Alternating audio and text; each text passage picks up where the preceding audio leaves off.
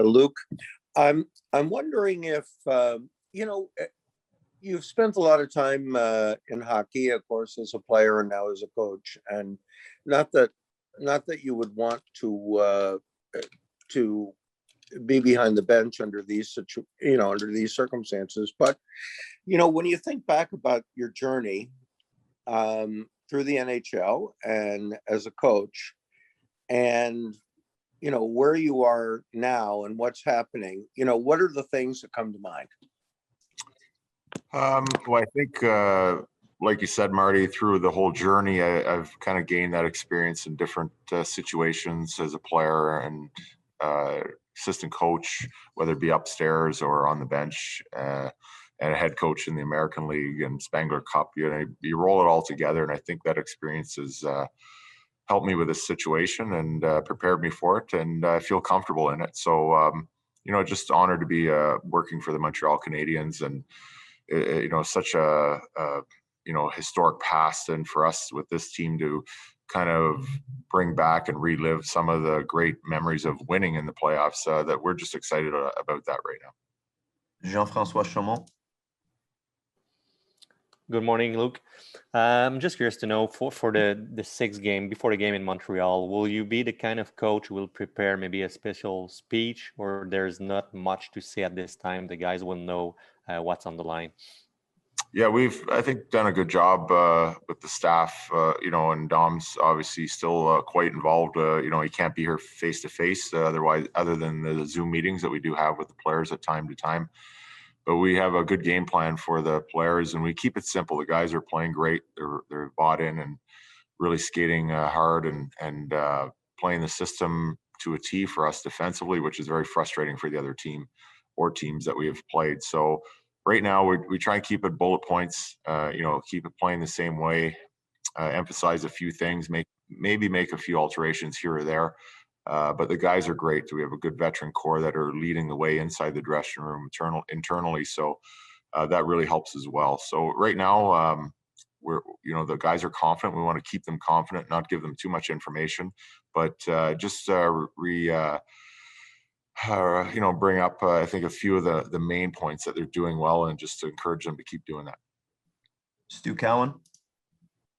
Hey, Luke. Excuse me. You played against Marc Bergevin as a player. Can you talk a bit about what that was like? And also, we saw the video the Canadiens posted of Bergevin's pregame speech before Game 3.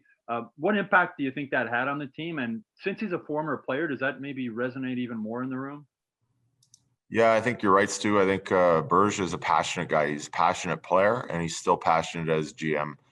And I think the players, understand his feeling and really get what he takes, because he comes from a player's angle. And, he really believes in this team. He wears his heart on his sleeve, and the guys see that. So, there's nothing more than that players want to do is play for this organization, and especially Berge, the way he entrusts the players that are here and encourages them that he believes in them. And I think that's really showing it's transforming right into our play on the ice. Dan Robertson. Hi, Luke. I wanted to ask you about Eric Staal's influence, maybe things that we don't see that go on behind the scenes. I mean, you look at him and you think, ultimate pro. Is that the feeling you get with Eric Staal? Absolutely. And you saw, even if he makes a mistake in a big game, he knows right away. You don't have to say anything to him. And, they're picking each other up on the bench. And he's such a vocal guy, encouraging all the time. The guys that keep playing, every time we scored a goal last night, same way, guys, keep it going. Like the veteran core leadership, and he's definitely one of them, have really guided this team both on the ice and on the bench and in the dressing room. Luc Gélina. Thank you, Sammy. The three kids who scored yesterday, at this age, you can have a huge hockey IQ, a lot of skills. But are you impressed by the way they manage their emotion? There's no panic in their games. I feel like they embrace the challenge. They don't even realize the stage of where they are, actually.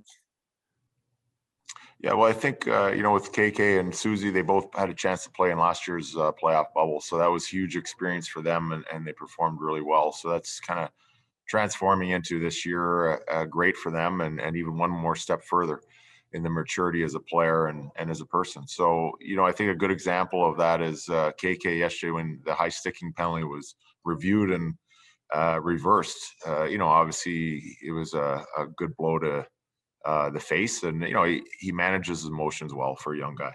So, like you said, he stayed disciplined. But if you watched his next shift, or if you go back and watch the tape, his next shift, he had two great skating back checks and finishes hard on their players, because he was a little pissed off. But he presented it in a disciplined way in hard playoff hockey. So it's great that they both scored, because the way they've been playing, they deserve to get some credit on the score sheet. Eric Engels. Hey, Luke, and thanks, Sam.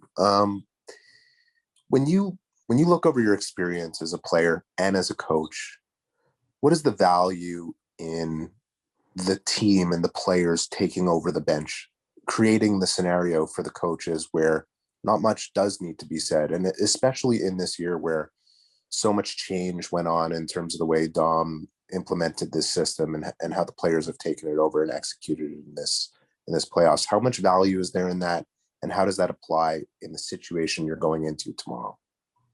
Yeah, no, it's been big. Definitely the coaching staff's relying on that veteran core leadership, and it's actually fun to sit back behind that bench. Not that we're trying to be lazy or not do our jobs, but I think the younger players or the team react and respect when the experienced guys that have been through these situations stand up and say something. And Burr and I and Sean have gone through lots on the ice as a player, but that's past. Our time's done. We're here to just help and encourage and try and guide and direct this group going forward, with Dom obviously at the head of the phone call right now, but he is still the head coach. So he has lots to say in the Zoom meeting. So I think the veteran guys hear that message and carry it through right from the dressing room onto the bench, onto the ice. And it's pretty much invaluable to us as a coaching staff and the organization. Take the next one, John Liu.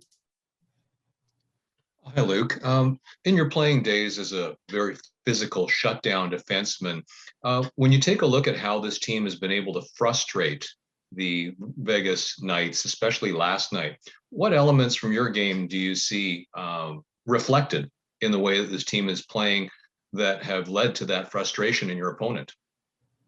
I think things that come from me, John, on the bench or in the dressing room, are from experience. And I know this time of the year, when you get this far in the playoffs, obviously you're doing something well and you're feeling good about your game, and you have to just get out there and get the blood flowing early in the game, get yourself into the game, and you become like a machine. You're just doing it shift after shift, and the more you play, the better you feel, and good things happen. And I think the guys are just doing that. They're playing together. They're really following the system well.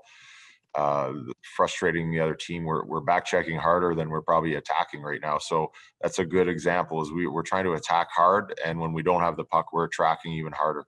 And it's not one or two lines. It's not one or two players. It's everybody right now. So that's basically team success, and we're really proud of how they're doing it.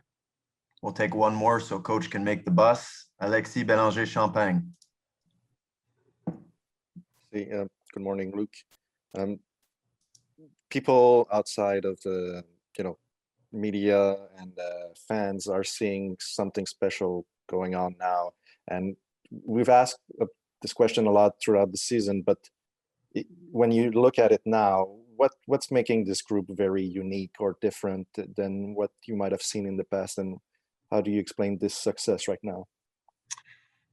You know what? I think it goes back to training camp when Marc Bergevin said that he built this team to win in the playoffs. And, we had our ups and downs and struggles, as every team does. And, obviously a little concerning when it was that close to the playoffs, but we were lucky with some health coming back.